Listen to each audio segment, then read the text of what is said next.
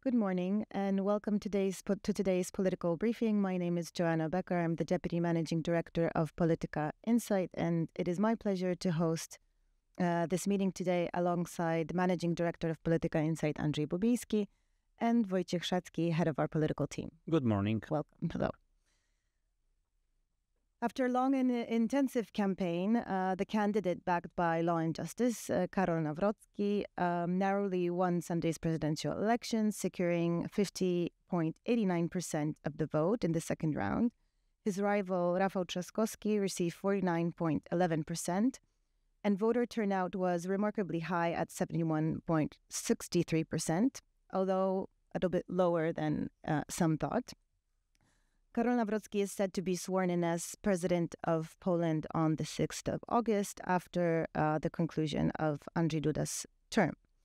And since Sunday, Rafał Trzaskowski publicly apologized to his supporters for not securing his presidency. The Prime Minister Donald Tusk addressed the nation and announced he would ask for a vote of confidence. The leaders of the governing coalition convened, and Nawrocki began early preparations for his presidency at the headquarters of Law and Justice. So that's a brief summary of what happened since Sunday. Perhaps you will want to add something to that. I don't want to dwell too much on the campaign itself. Probably we will focus more on what you think will be happening in the weeks and months, or maybe even years to come, unless, of course, there will be questions that concern the campaign and the last months. The chat is open, so we invite you to ask questions immediately. But just to kick off, and Andrzej, I turn to you just for some opening thoughts. And I won't surprise you. What's your diagnosis of what happened on Sunday? Why did Karol Nawrocki win? And when you try to grasp the moment we are in terms of what the past months have done to maybe the political scene, what is your feeling? Well, I think that always in these situations we tend to look at two things. We tend to look at trends and at events. I like to think that macro trends and big trends are bigger and more important to what happens than events, mistakes, and posts on X or Facebook. And I'd name two macro trends which I think basically at the end of the day allowed Karol Nawrocki to beat Rafał Trzaskowski. And one is basically that the ratings of the government and the attitude around the government harmed Rafał Trzaskowski and his campaign very strongly. I think this is also what we're hearing today, this morning, and most of yesterday. This is what most politicians were saying. Everybody is saying that the government needs to get to work, that they need to communicate better. It's slightly ironic that they've come to these conclusions this late. I think they could have figured this out slightly earlier. And not have waited for Rafał Trzaskowski to lose the election. So that's one macro trend. And the other big macro trend is, I think, basically this turn to the right, this rise of the right, the populist right, the extreme right, and in Poland even the extreme right. And I think that basically this also allowed Karol Nawrocki to get some wind in his sails and basically have a strong boost, whereas this was playing against Rafał Trzaskowski. So these are the two big macro trends. And then finally, and I know we agree here with Wojciech, I think the campaign didn't go that well for Rafał Trzaskowski. Personally, I thought the campaign strategy made sense, and I thought that the campaign was going quite well up till mid-April. Then they started making mistakes, and on the one hand, these mistakes started multiplying, and on the other hand, I think basically they ran out of ideas of what to do next, and it felt as if Rafał Trzaskowski was really tired with the campaign, and it was very difficult for him to gather some new energy and to sort of get back in the game, whereas Karol Nawrocki, even if I don't think his campaign was that great, but he was gaining speed, he was learning, and he was using these two macro trends to allow him to win and to finally come first. Wojciech, would you add anything to this? So we have the ratings of the government and the attitudes and the lack of good communication, the rise of the populist right and extreme right, and the campaign of Rafał Trzaskowski that didn't go that well. I totally agree with everything that Andrzej said. I would just add that a lot of ex coalition partners, voters, demobilized, especially those who voted for the third way in October 2023. So Szymon Hołownia didn't deliver. Had Szymon Hołownia got like 6 to 7% of the vote in the first round, it would be much easier for Trzaskowski to win the elections. So basically, the result of Szymon Hołownia and also Magdalena Biejat, who had only 4.3%, if I remember right, that put Rafał Trzaskowski in a very difficult position ahead of the second round. And at that point, we realized that it's Nawrocki who was the clear favorite of the second round, and not much could happen ahead of the second round. Trzaskowski made too many mistakes in the final 5 days, and Nawrocki's campaign went quite well in this final days of the campaign ahead of the second round. What would you say went that well in this? Would you say, I don't know, CPAC was an event that maybe in some way you think influenced how people saw Nawrocki? Or when you say that it went quite well in the last days, what do you mean by that? He did very well on the internet, and his campaign addressed voters who supported both Braun and Mensen. There were direct ads for these voters with the message from Karol Nawrocki sent directly to these voters, and also he got endorsement from Grzegorz Braun and indirectly from Sławomir Mensen. So the final 2 or 3 days of the campaign were better than Trzaskowski's campaign, but at the end of the day, it didn't matter that much because he was the favorite after the results from the first round, and the macro trends were also beneficial for him. You previously predicted in I think one of your podcasts or in one of your pieces that a moral panic among the coalition's electorate would emerge if Karol Nawrocki were to win. Do you think that has materialized? Well, judging by the tone of the articles, judging by the talks to the politicians, yes, I think so. And it will last for a while. I mean, a lot of people now believe that we are heading towards peace confederation government in 2 years.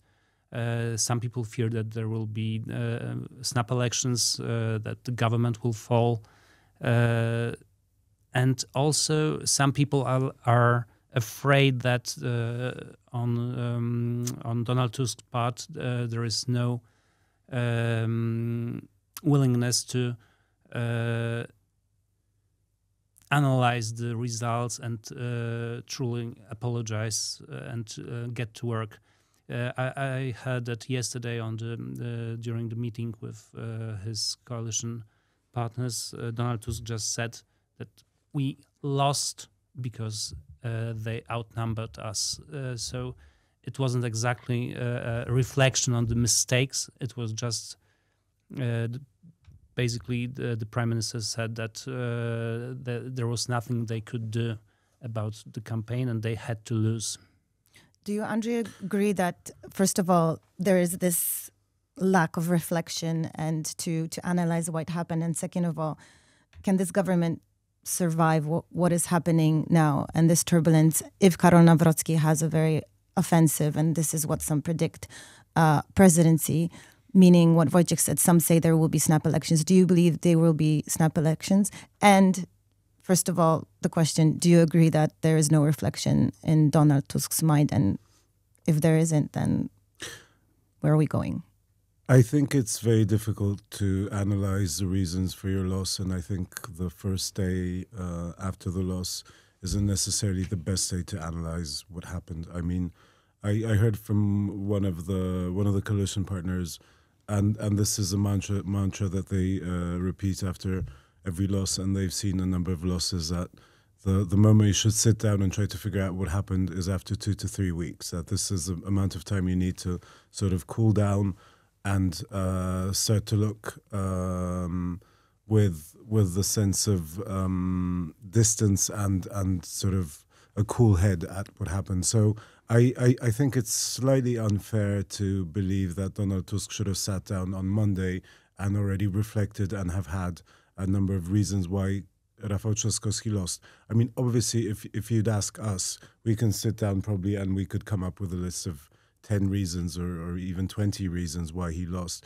But I think that's not really what you need to do if you're a political leader. What I think Donald Tusk needs to do, and what the coalition needs to do, is basically to calm down and to get ahead of events and to tell their electorate, but also, I don't know, their MPs, people in the ministries, people who make up the mythical deep state, that everything will be fine and that we have a plan, and but basically that first of all we need to sit down and figure this plan out.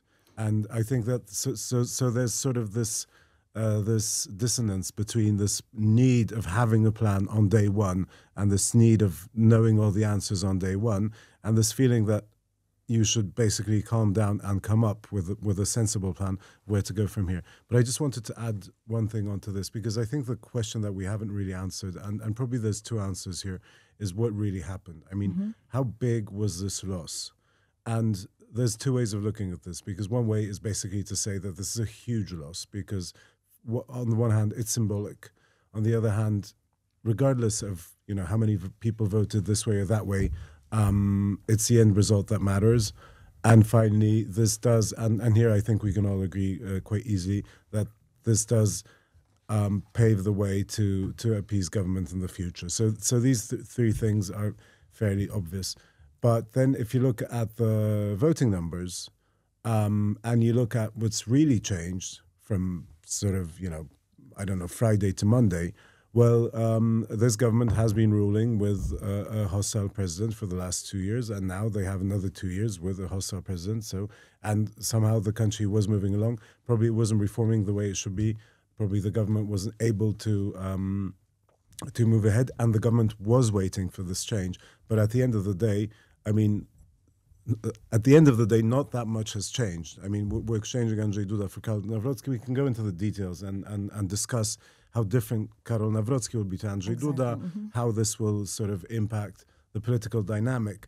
But if you look at it from a different perspective, you still have a cohabitation with a president who's hostile to the government. So that's one thing. And the other thing is that at the end of the day, theoretically, the voting numbers don't look that bad. And if you think about it, if we're looking towards a future where basically you're going to have a turnout between, say, 67 and 72, and a political scene where people don't really migrate from one side to the other, where you have a very strong polarization, which I think is not necessarily a duopoly, but that's a different conversation. But basically, you don't have peace voters who vote civic platform, you don't have civic platform voters who vote peace, then this still, I mean, this isn't a shambles, this isn't 70-30, this is still 50 point something to 49 point something. So in that sense, I mean, I think there's still a lot of things that this coalition and Donald Tusk has to save. And I think there's still, and I'm not looking for a silver lining, I'm not looking for good news here. I'm just saying that basically not all that much has changed. And I'm going to say this, Poland is divided. And the government still has 2 years to deliver on their promises in a hostile government. Again, nothing has changed here. I mean, so obviously some things have changed, and I'm certain Wojciech will tell me what. But I'm looking at the macro, at the big picture here. It is over 10 million voters, but the question is, we had 2023 and the huge mobilization, and then a year and a half where some of the political capital was lost. And again, this mobilization now, and it's a question of how do you keep this, sense of urgency already after losing some of the political capital. So there is a question of what's the plan. And the Prime Minister said yesterday there is a plan, meaning you say there's nothing has changed. So, and he said there is a plan to work with this hostile new. I think there's president. a plan to come up with a plan. There's a plan to come up with a plan. How do you read, Wojciech? Unless you want to comment also on what Andrzej said, and there are also, of course, many issues that he touched upon. But how do you read yesterday's message of the Prime Minister in terms of the vote of confidence, but also in terms of how he appeared yesterday, and what did he really want to say? Well, Donald Tusk basically said that they would go on with ruling, and they will come up with some new laws that they didn't want to come up with because they wanted to wait for Rafał Trzaskowski in the presidential palace. So right now they will, at least that's what the Prime Minister says, they will make new laws and deliver them to the presidential palace, and waiting for the veto that will happen in some of the cases, especially when it comes to judiciary or women's rights laws and so on and so on. So, and the second thing is that I don't think that Donald Tusk said it yesterday, but he said it before the second round, that he's getting ready for the reshuffle of the government. And as far as I know, this will happen in August, to outshine the swearing in of the new president. So right now we are like 2 months ahead of a major reshuffle of the government, and there will be intense negotiations between the coalition partners because, of course, the left and the third way won't be very happy about the reshuffle because it looks like they will lose lots of jobs in the process. And also, I guess some parts of the civic platform won't be very happy about the reshuffle. So Donald Tusk has to, show that he's still the leader and show his leadership and to rebuild the government and to show that there is still some hope for the rest of the term. And going back to what Andrzej said, I agree that these 10 million plus votes is still a lot for Rafał Trzaskowski, but the trend isn't working in his favor. The third way, Szymon Hołownia's political plans, I think they are no longer alive, and Szymon Hołownia is, I guess, politically dead or practically dead, and he won't be able to change anything. The PSL, I don't think that they will make it on their own above the threshold. So there are two big questions on the third way part of the picture, whether they will continue this alliance, and if not, what they will do on their own, because neither Poland 2050 nor PSL seem to be able to cross the threshold. And on the left side, they are still in the making. I mean, they have been in the making for years, but right now we have two leftist parties, and one of them is in the government, one of them is anti-government, and they seem to be still thinking of joining and uniting at some point in the future ahead of the elections, because right now they are both not sure of clearing the threshold. I think the plan and I don't know this, but my wild guess is that basically Donald Tusk's plan is to consolidate the political parties around the civic platform to form one list, a government list, and to allow parts of the left to be in opposition to this government. So build around Razem and Adrian Zandberg to divide up the new left, which we see today. This is guesswork, but I think this makes sense.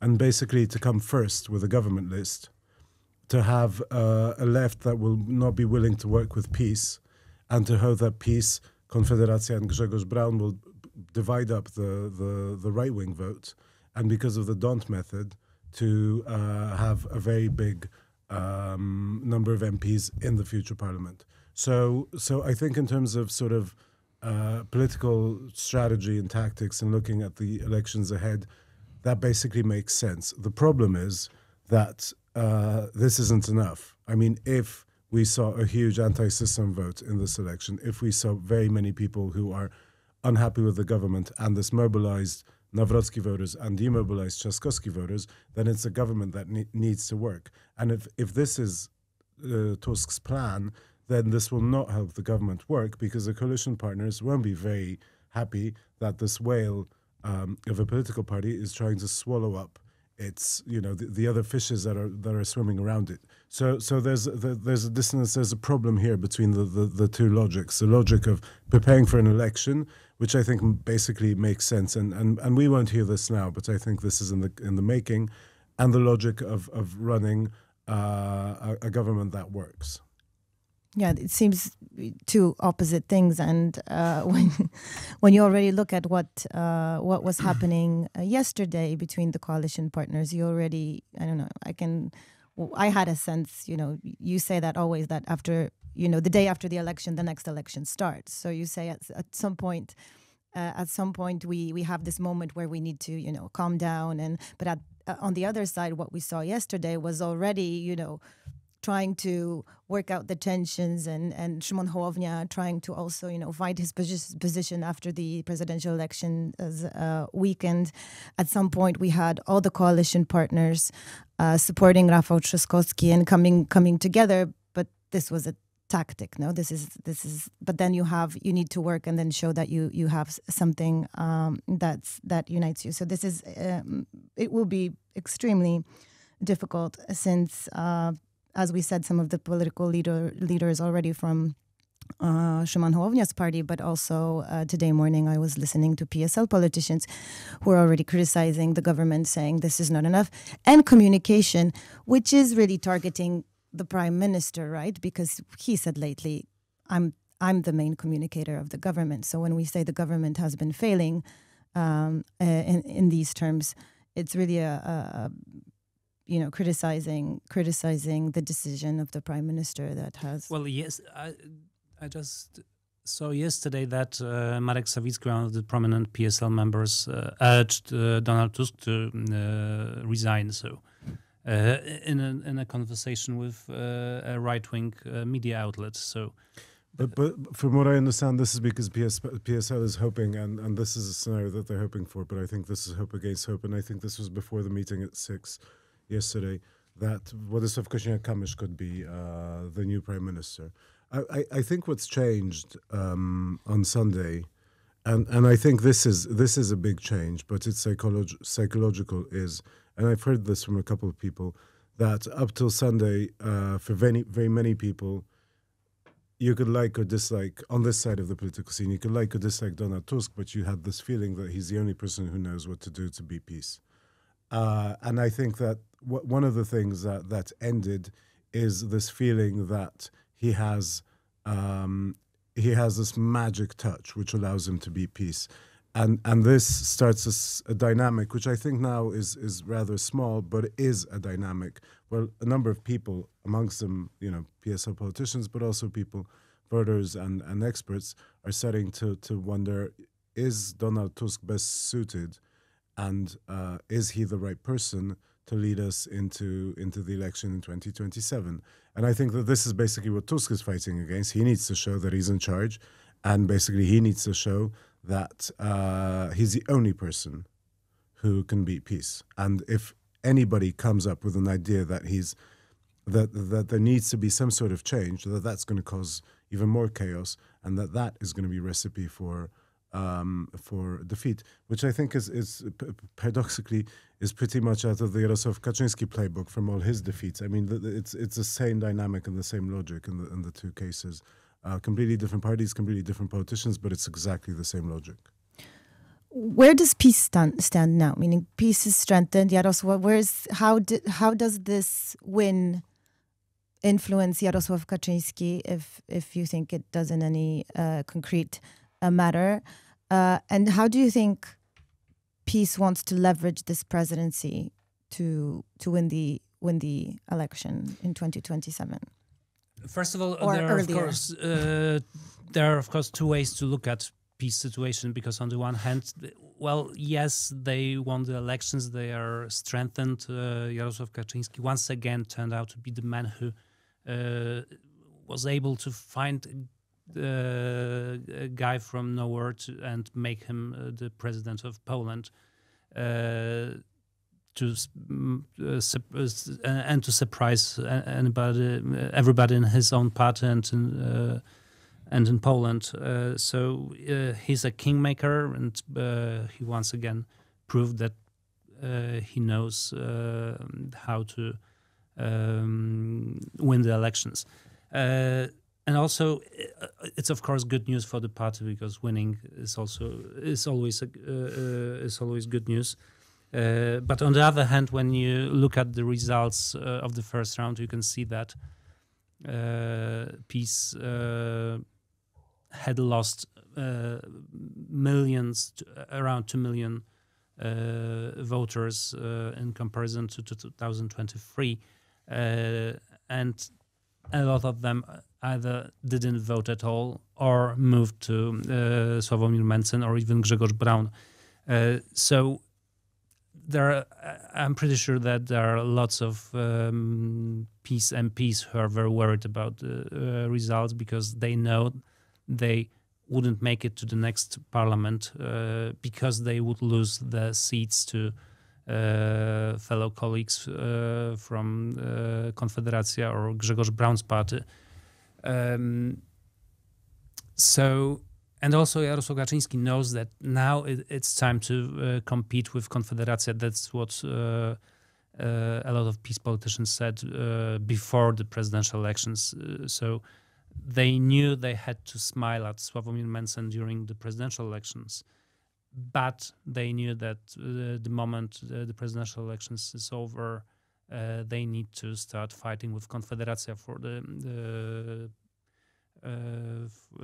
the voters on the right wing. So I guess we have now we will now witness some infighting on the right wing and this will continue for months, and I don't know who will come on top. Of course, PiS is a stronger party, but Konfederacja is more energetic, attracts younger voters. There will be some change in the demographics. Around 400,000 voters will disappear from the scene, and around maybe 300,000 new voters will come. So this again will work in Konfederacja's favor. But of course, Jarosław Kaczyński has to settle some relations with the new president. I don't know what it will look like. A lot of PiS politicians think that Karol Nawrocki will try to, be an independent right-wing politician instead of just being PiS politician. I wanted to ask about, first, Andrzej, I wanted to ask what his position within PiS is. Where are his allies? Because we say that he was the IPN, the head of IPN, and he wasn't, a politician coming from within PiS ranks. So I want to come back to that, but first, Andrzej. Yeah, that's a very vital question. But Because I don't know if we said what Jarosław Kaczyński said yesterday. Because no, we didn't. We didn't. And I think it's important. This is quite important. Because yesterday at 8 p.m., Donald Tusk came out and said, "I'm going to go for a vote of confidence, and everything's going to be fine." But at 7:45 p.m., Jarosław Kaczyński came out and said, "Hey, why don't we? I mean, this government lost the election; they got a red card.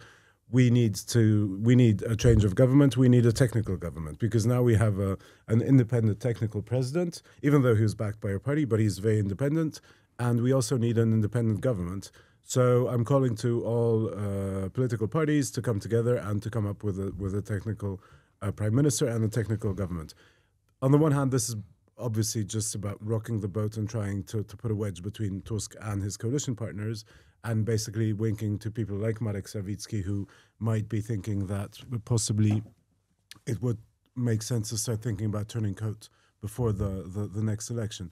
But I think the other thing here is, and I think this is basically what Jarosław Kaczyński is dreaming of, is a government in which he could rule with Konfederacja ahead of the election. Because for one, Konfederacja now is much weaker than it will be in 2027, whatever happens.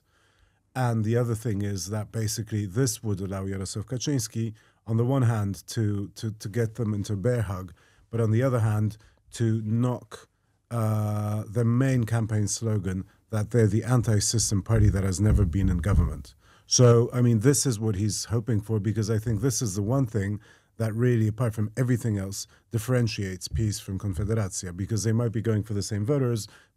They're not, but let's say they are for the right-wing voter. But the thing that's different here is that PiS is an establishment party, Konfederacja is an anti-establishment party.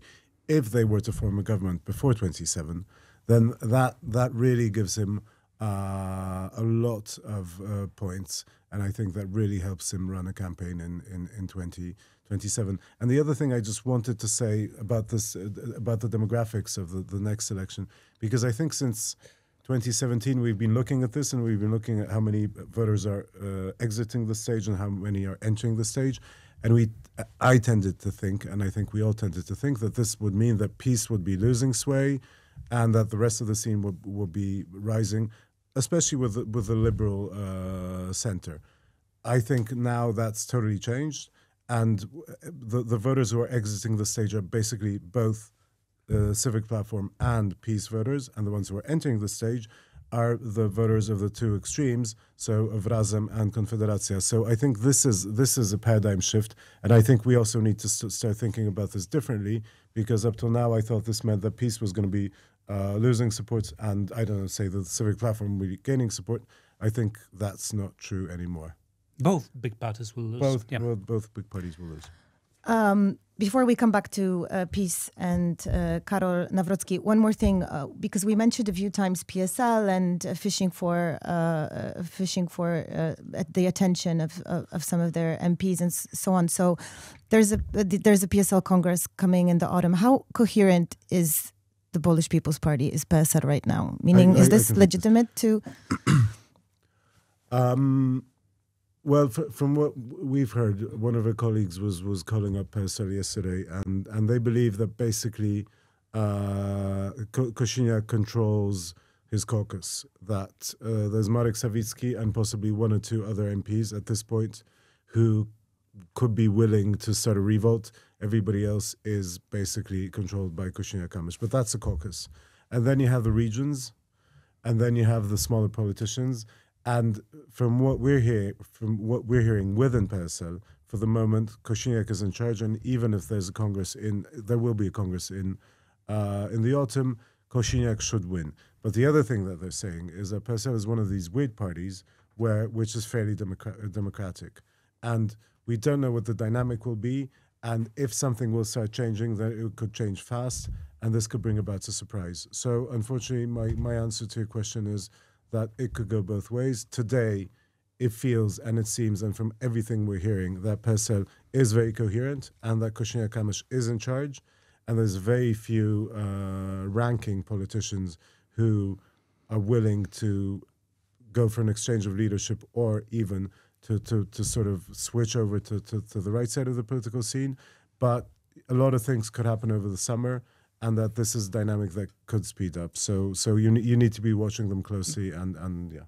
Basically, this is a question whether PSL could switch sides, because replacing I don't know, Kosiniak-Kamysz with Marek Sawicki wouldn't necessarily change anything. But if we should address this question about switching sides, I don't think that this will happen. There are a lot of prominent PSL politicians who are against switching sides. I mean politicians like Adam Struzik, who's one of the most prominent politicians in both PSL and Mazowsze region, and he's cooperating closely with the Civic Platform. Also, Waldemar Pawlak, the former prime minister, is also not very willing to the MEPs, Jarubas and Hetman. So now let's go back to Karol Nawrocki and PiS and his allies within PiS. When we look at PiS and prominent politicians, how do you think Błaszczak was one of the politicians that was close to the election campaign of Nawrocki? We also saw former Minister Przydacz very closely engaged in the campaign. What will be who will he take to the presidential palace, if we know? If not, then what do you think would be his philosophy of choosing people, and also within PiS itself, where would you see to find his closest friends? Well, of course, those people who are in charge of the campaign. So Paweł Szefernaker comes to mind as one of the first names. And if he wants, I don't know if he wants, he will get a job, perhaps even the job of the head of the chancellery. So Paweł Szefernaker, but also there are a lot of PiS MPs like Andrzej Śliwka, like Janusz Cieszyński. A lot of them helped Nawrocki in the campaign, and if they want, I think they could join the new president's team. And I don't know if they want. I have to talk to them, and they would need. They would have to leave the parliament, and I don't know if they are ready to do so, because, well, the new president is known for being an authoritarian type of boss. So I think there will be a lot of infighting in the presidential palace, and it's a matter of months, I suppose, before these conflicts start. So, and it is also the nature of this office that there are a lot of plots because people don't have real power, so they keep fighting. A palace. And it's a palace. So I don't know if, say, MP from PiS are very eager to join the president's team and to leave the parliament, because if they are fired, they have basically no job in the politics.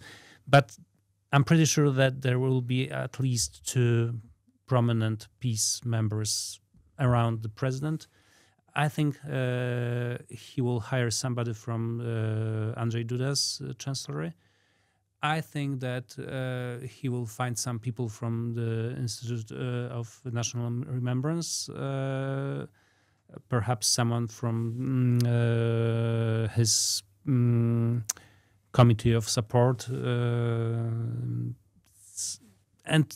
I think it will take weeks to complete the top positions. We are hearing that Tomasz Szatkowski might be the former ambassador to the NATO, is one of the candidates for for a job in the presidential chancellery. So, but he has just started this process, and it will take some time. Just to add on to this, because this is what Marek Świerczyński keeps telling us, that there's a lot of people previously working with Mariusz Błaszczak, especially in communications in the Ministry of Defense, who helped the campaign. So I think this might be one of the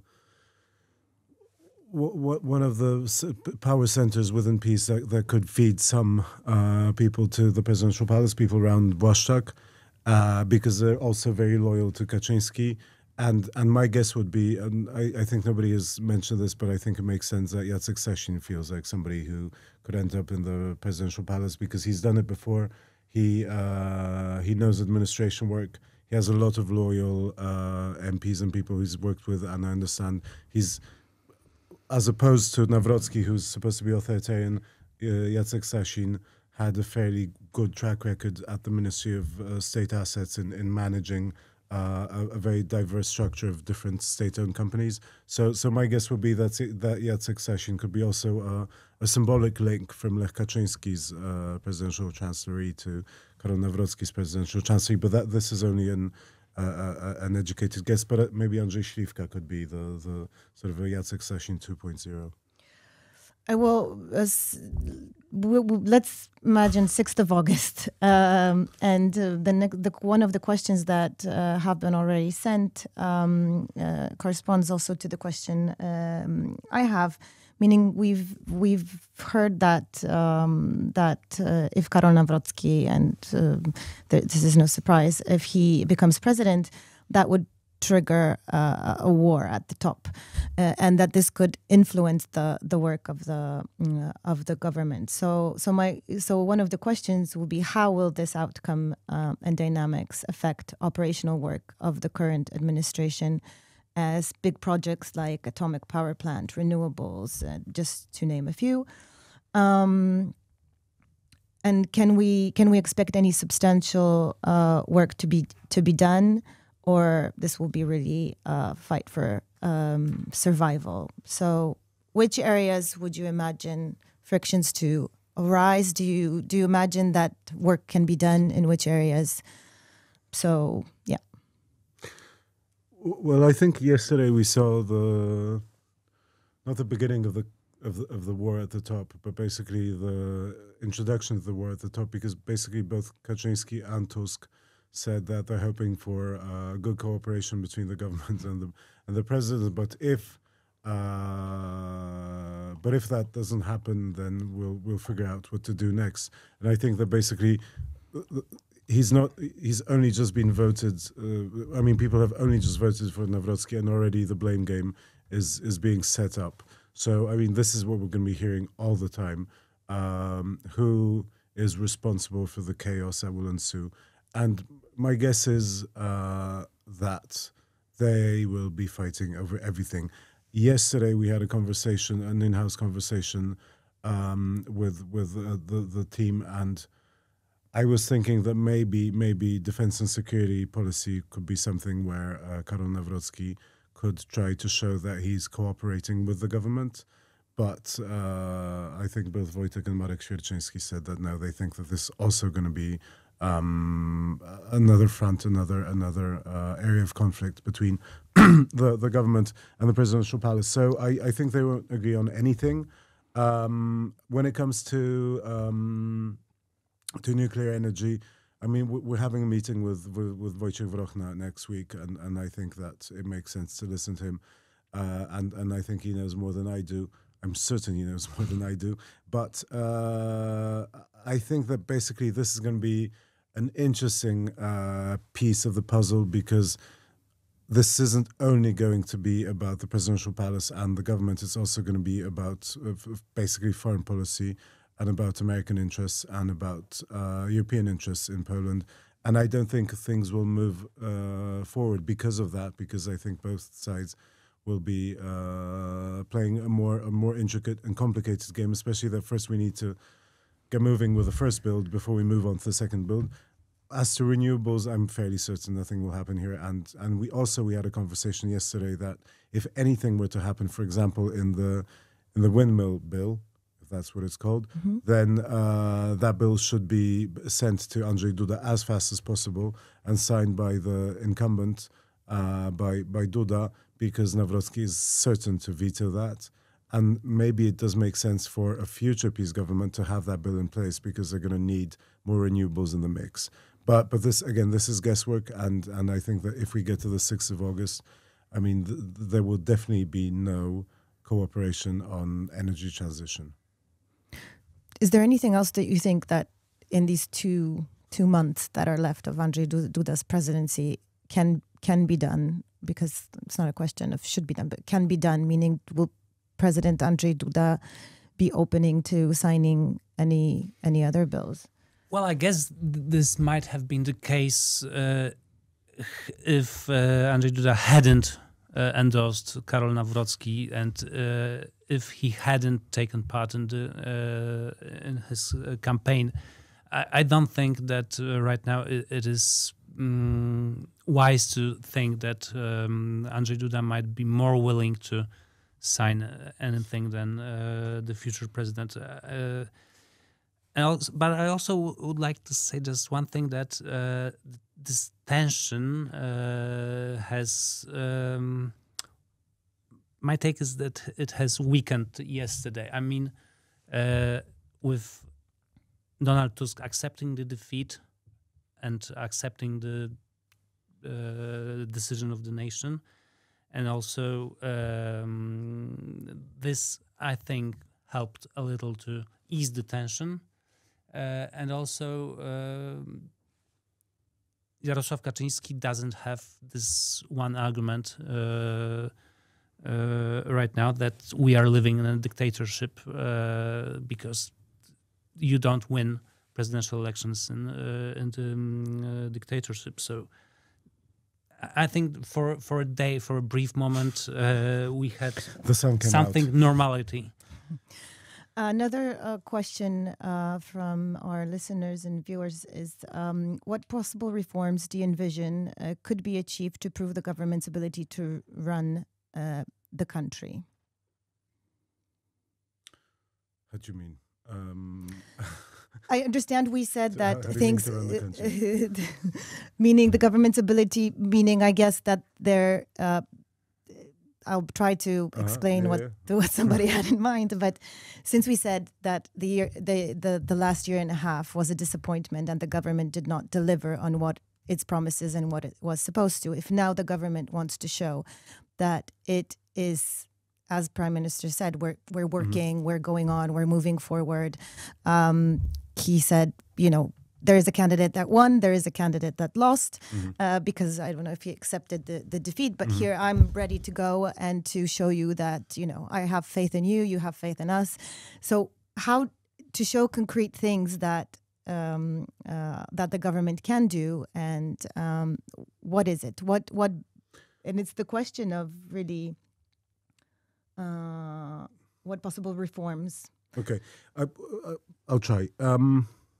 Well, the first thing I think we're going to see is very many bills that will be sent to Karol Nawrocki in order for him to veto them. So we're going to see probably an abortion bill, definitely lots of rule of law bills, a number of things that will allow for the government to show that Karol Nawrocki is blocking and that they were prepared, they were waiting for Rafał Trzaskowski to take over, he hasn't come. So they're sending him these bills to show that he's going to start vetoing and again to play the blame game. Will that make the country and the government work better? I don't think so, but this is going to be part of the politics of this conflict.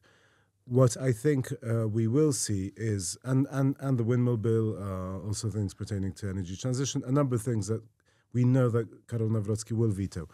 The things that will probably speed up and that Karol Nawrocki will have to sign are everything pertaining to deregulation. And I think that I thought that had Rafał Trzaskowski won, I thought this wave of deregulation would have slowly started dying down. I think with Karol Nawrocki in the Presidential Palace and an election kind of coming up with Konfederacja growing, I think this deregulation, sort of the swarm of deregulation will be coming our way.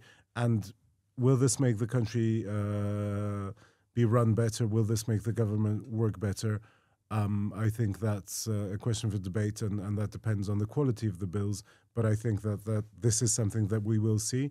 And finally, I think there will be fiscal easing. My guess is that there will be a number of bills that will allow, I don't know, some sort of tax cuts, some sort of social spending. I think the government, and I think this is something that the government will be discussing soon, and I think this will be part of the plan. Basically, the government will start spending money.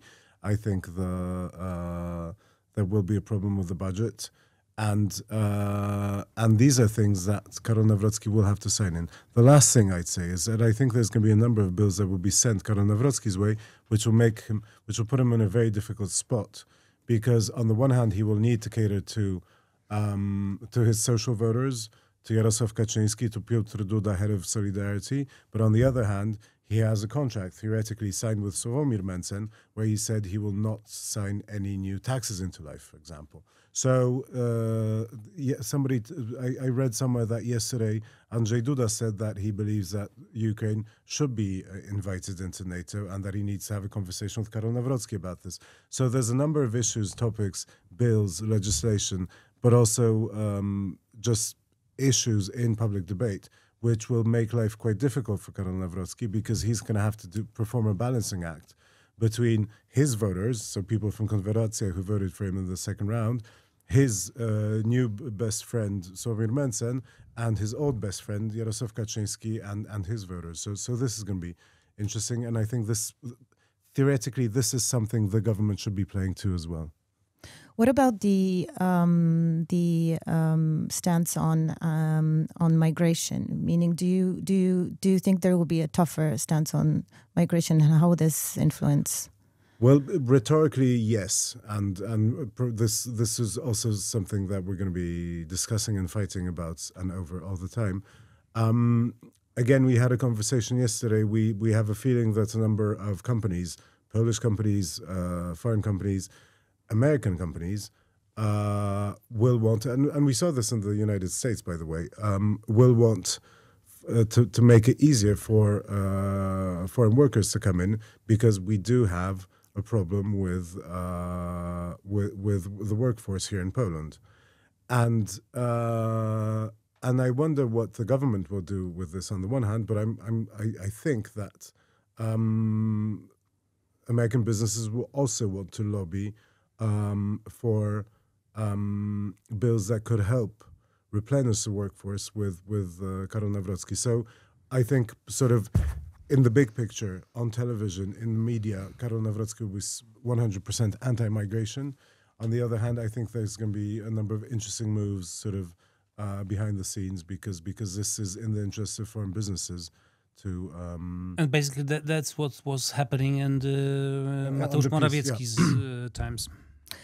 How much of a problem for the government will the budget process be? Meaning, this is also a question of I guess, the future, and whether we come to the end of 2027 with this government or not. But how much of a problem do you think it will be? And if it's not to be a problem, then what needs to be done? This is the only way to lead to snap election in early 2026. And I think that most political parties and most MPs will be working hard to avoid this scenario, because my take is that there are very few people in the same who are looking forward to any early elections. So I don't think anything wrong will happen to the budget, and it will be delivered on time to the presidential palace, so that Karol Nawrocki will not have the right to, dissolve the parliament and to end the term and call early elections. So I don't know whether this budget will be good or bad, or whether it will help the economy, but it will be. I didn't ask, and now I want to turn to diplomacy. Yep, Wojtek, do you want? Okay, to diplomacy and foreign policy. During our last briefing, you Andrzej, said that Karol Nawrocki at the presidential palace would mean two foreign policies, potentially. So, really, I would like to ask what does Karol Nawrocki in the presidential palace mean for Polish-American relations, but also the Poland's position in Europe in terms of, another MAGA right supporter at, the helm in Europe. So how does this influence Polish-American, European American relations? But also, how does this influence Poland's European policy? Because on one side we have Donald Tusk and Radosław Sikorski, on the other Karol Nawrocki, who has his allies in Europe. In order to buy time, I just wanted to say one thing about the election. I think something that might be slightly overlooked, and something we've been talking about for some time, about a new polarization. The thing is that pretty much the one thing that is the lowest common denominator of all the politicians who supported Karol Nawrocki is a very anti-European. I mean, if there's one thing in which everybody who is on the right side of the political scene and supports Karol Nawrocki agree on, is they're anti-European. And I think this is something to keep in mind, because this is something we've been discussing about what the new line of polarization will be in Poland. And I think that this election is the beginning of that. I mean, maybe the beginning of that came slightly earlier, but we said in 2023 already. You saw, yeah, but you still had Mateusz Morawiecki, who had signed, and the government who had signed a number of bills, and even in peace, I think you had the Eurosceptics and the Euro realists, etc., etc. Now, if you look at Mencen, Braun, Nawrocki, Jakubiak, and the rest of them, well, the common denominator here is they're anti-European. So, well, this doesn't really spell very well for Polish European policy, I think. And I know that Tomasz Bilecki is writing about this as we speak, and I think he knows more about this, how this will impact Poland's role and position in Europe. Maybe you know more than I do, actually, on this. But what I would say is that it's not going to be easy, and I think it's also going to be difficult in a number of formats. For example, I think that a lot of people were happy that in the Weimar Triangle we would be getting out of this problem with protocol, with the fact that you have the president in France and the chancellor in Berlin, and then in Poland you have the prime minister, but you didn't know what to do with the president. And with Rafał Trzaskowski, this would also have helped move things along. I think Europe will not necessarily be as willing and as open to working with Poland as it would have been under Rafał Trzaskowski. Having said that, quite obviously, Europe is still going to be rooting for Donald Tusk and hoping that Donald Tusk can save the day. So we need to see how this plays out. As I said, maybe you have comments on this. No, I think in general it will be also. We tend to forget that Mateusz Morawiecki is head of this ECR, and I think it will be also interesting of how this, in a way, might strengthen peace in its European policy as well. There's also a question of the dynamics and between Mateusz Morawiecki and Karol Nawrocki, because I don't know, Wojtek, maybe you know. I don't think that they are on very good terms. So maybe, but back to MAGA and sort of European MAGA or MEGA. I'm pretty certain that Karol Nawrocki is the best possible president for this administration of the United States that they could have imagined. I mean, he is very pro-American. He has been endorsed by basically by CPAC and by the right wing of MAGA. There's a working relationship between people around Nawrocki and in, I don't know, TV Republika and people around CPAC, etc., etc.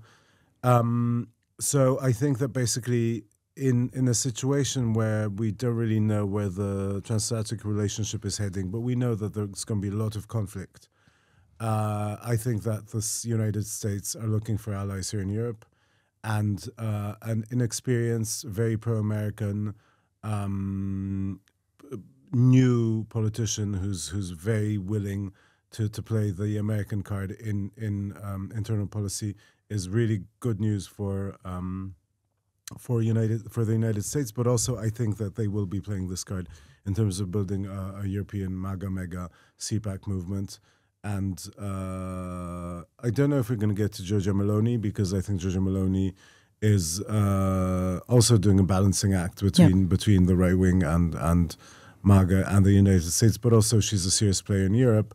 But I think we're going to be looking at a number of fringe parties in Europe, at a number of governments in Europe, like probably I'd say, Fico could be Nawrocki's good friend. The big question mark is about Viktor Orban, and the big question is about what's going to happen in Ukraine, how this will impact Nawrocki's foreign policy, and how the countries and the political parties who are rather pro-Russian or fairly friendly to Russia's interests, how this will play with Karol Nawrocki. And this will be interesting, I think. And I don't think it's going to be that easy. I can repeat that Karol Nawrocki said a number of times in the campaign how he's being he basically is an enemy of Vladimir Putin, and he's being chased by the Russian Federation. So I don't know. I can't really see him mixing with Viktor Orban and Peter Sciarto. But let's see how that plays out. But I'm pretty certain that the Americans are happy. They're going to be on very good terms with this presidential administration, and that there will be an intense working relationship with various fringe and right-wing parties and governments in Europe. The question is, do we get to Hungary and Budapest and Viktor Orban? Do we get to Fico? But I think we need to see, and my guess would be that probably yeah. There is also a question of how the dynamics in diplomacy with the US, with the EU, with Ukraine can affect economic relations. So, again, how do you mean? Well, I would have to ask. That's the exact question. I don't know. That's if somebody can you repeat the question? What is the potential influence on diplomacy and how the dynamics can affect economic relations? So maybe we can leave that, and then there is, of course. Let's think about it. Yes, think about it. There is also a question about the Polish National Bank. Do you expect any specific actions of NBP before August and under the new president? I'm afraid I would have to talk to somebody else on our team to address this question. So, well, the Nawrocki will. Well, the next term of the NBP president expires in 2028, so that's a long time. But any specifics, hard to say. We would have to talk to Hania Cichy. Maybe we can an economic briefing probably coming soon. And there was a question also about how will the internal dynamics within KO, Koalicja Obywatelska, change after the elections? What do you see happening to Rafał Trzaskowski and people in charge of the campaign? So it's a question about the civic coalition. You go, Wojciech. Okay, so first of all, I think some things will change in the civic platform. I mean, Rafał Trzaskowski is officially over. As the future candidate for any post, I don't think he will be doing anything in politics in 2 years' time or 3 years' time once he's done with the term in Warsaw. So, and a lot of his allies in the party, I think they will be having rough times right now. Some of them are in the government: Sławomir Nitras, Barbara Nowacka, Cezary Tomczyk. I think that they will all be endangered in the process of the reshuffle of the government. I don't know whether all of them will lose jobs, but this might happen to them in the near future. And also, I think that basically the one person in the civic platform on the rise right now is Radosław Sikorski, the Minister of Foreign Affairs, who's more and more people say, and I don't know if it's true, but more and more people say that he would be the one to beat Karol Nawrocki, and that the party had made a mistake by not choosing Sikorski instead of Trzaskowski. Although we remember that the Koalicja Obywatelska voted, I think, over 70% for Rafał Trzaskowski. Yes, and I don't want to argue about that, but I don't know whether Sikorski would be able to beat Nawrocki, but that's what they keep saying now. And I think Sikorski's circle will now use this argument in the discussions within the party. And I think Sikorski still wants to be somebody important, more important than just the minister in Donald Tusk's government. Do you have any idea of what he could want now that, Sikorski? Mm-hmm. Either prime minister post or 2030 presidential elections.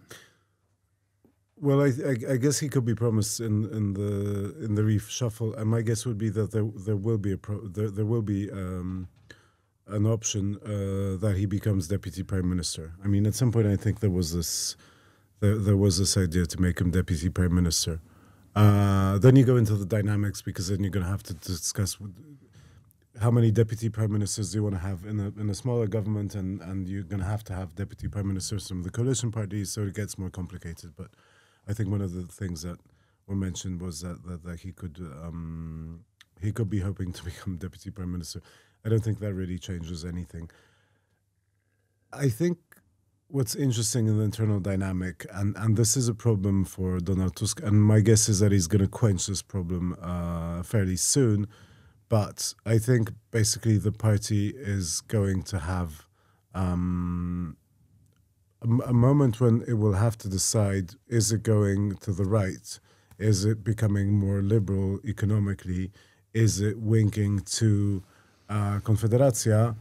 Or does it want to say balanced? Because I can't imagine that it's going to become sort of more progressive and social-minded.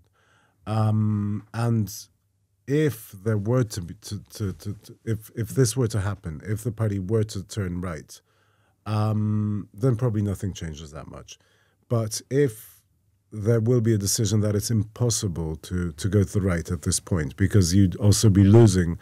On the one hand, you're going to be winning votes, but on the other hand, you're going to be losing votes in the big cities and from the more progressive younger voters, let's say. The question is what happens then, because I think there's a number of people who were pretty excited by the fact that Radosław Sikorski and Rafał Trzaskowski had a beer with Sławomir Mencen last Saturday. And I think there is this trend within the civic platform that maybe the thing we need to really change is our political direction. And maybe we really seriously need to start thinking about cooperation with Sławomir Mencen. And this political plan would mean that they're going to try to put a wedge between the nationalists, Krzysztof Bosak, and the libertarians, Sławomir Mencen. And I think there's a number of people in the business community who are hoping for this and backing this scenario. People like Rafał Brzoska, the people who came to help with deregulation, a number of other business people who I will not name by name today. And then if this were to happen, and I think for the moment this is an unimaginable scenario, but if part of the civic platform would decide sort of like Nowoczesna in 2015, that they want to start a liberal conservative party backed by business and hoping to work closely with the Libertarians and Konfederacja, then this could possibly be a direction in which Sikorski could be going, and he would be the only imaginable leader of such a grouping in the future. But as I said, this is political fiction. I don't think this is happening, and I think that Donald Tusk won't allow it to happen. But this is in an alternative universe. I could imagine a new party starting, and Radosław Sikorski being the leader of that party, backed by business circles. I want to, looking at a more broader and maybe European picture. When you look at Poland in 2023, after 8 years of law and justice in government, and then the pro-European parties taking over, something that was observed in Europe and seen as a sign of hope for mainstream liberal parties across Europe. And then a year and a half later, you have a situation in which the liberal government is questioned and the anti-European forces win again. Is there a broader lesson from Poland for liberal mainstream parties and forces across Europe? That's a difficult question. Because we have France, we have Germany, we have many other countries looking also at Poland and the situation, everything that happened in the past. So I'm wondering. I don't know. I can leave you with this question. Maybe we can answer it. But there is this question. Is there? I don't know. Is there anything for political parties to to draw a lesson from Poland? But or not really. Well, about no, fighting populism and this is a good question. When in 2023, when Donald Tusk won, many people in Europe were looking towards Poland for recipes of how to beat the populists, right?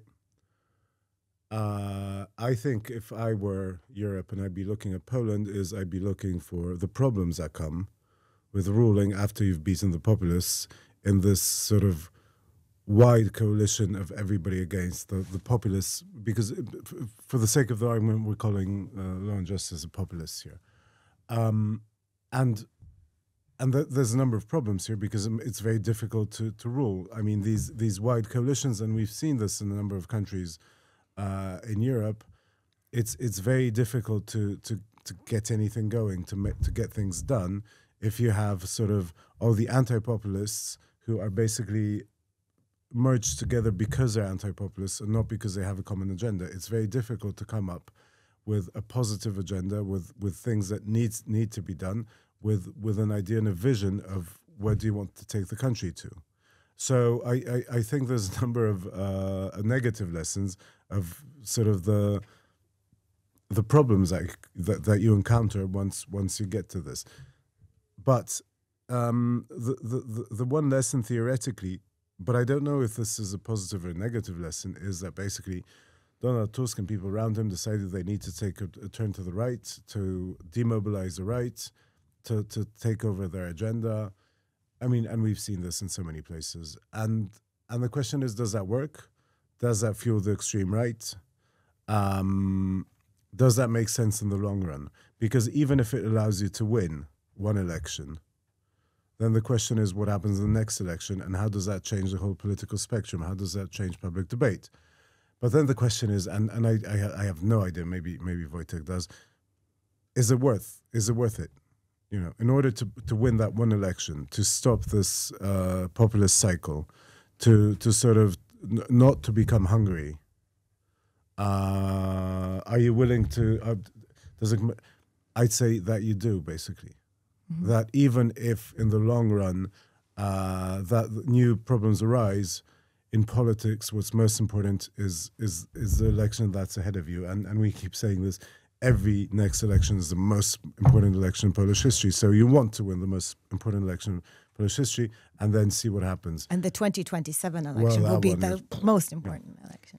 Well, basically, I agree with you, and I think it was worth it. And but we will see in 2027, and if Konfederacja, together with Grzegorz Braun's party and PiS, will win constitutional majority, then it wasn't worth it. Yeah, well, party like it's 2023.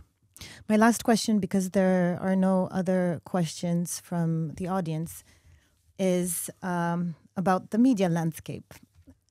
Meaning this election was different. We said that on several occasions in terms of debates, in terms of what happened in the media sphere, but also, the new media sphere, meaning the internet and, longer forms of debates and discussions. But what did this election, if anything, tell us about Poland's media landscape and where it is right now? Well, it told us a lot. Actually, the more I think about this, and as I said, I think it would make sense to comment on everything in 2 weeks' time and not on Tuesday. But I mean, this was a super interesting and super important election for Poland on a number of areas, and I'm going to get to the media landscape very soon. But I think this was the election in which we saw that anti-peace doesn't work anymore. This is the end of anti-peace. That's one thing.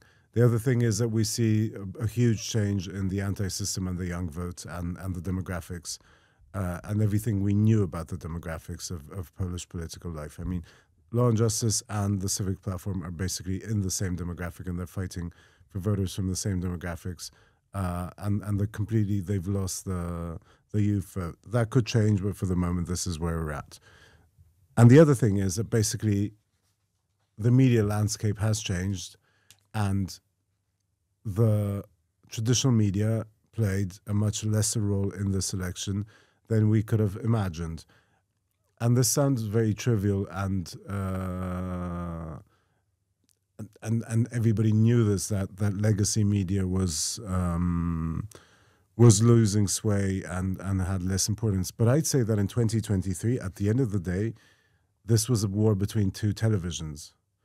And that TVN, for example, and public television really swayed the election in one way or the other.